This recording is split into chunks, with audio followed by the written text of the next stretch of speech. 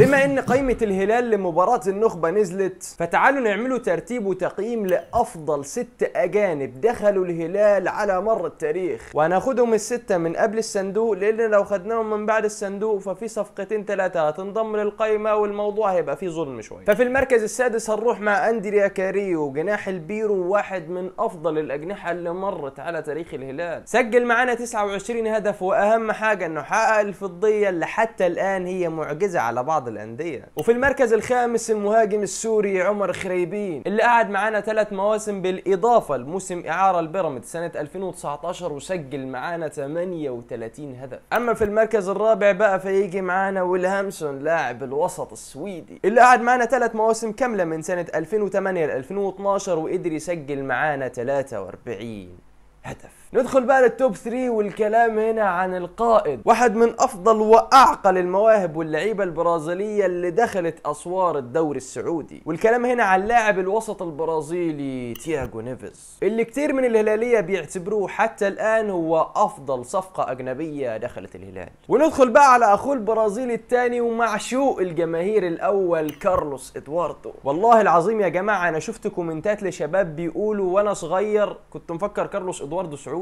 تاني اكتر اجنبي تسجيلا للاهداف معانا برصيد 81 هدف. واخيرا المركز الاول، واكيد طبعا عرفتوه كلكم، الاسطوره الهلاليه بكل تاكيد، واكيد طبعا الكلام هنا على جوميز، افضل لاعب اجنبي دخل اسوار نادي الهلال ودوري روشن السعودي وسجل معانا 116 هدف. شاركنا انت كمان يا سيدي من وجهة نظرك مين افضل 6 اجانب دخلوا اسوار نادي الهلال او فريقك عموما، وبالتوفيق لينا في مباراة اليوم وبس كده.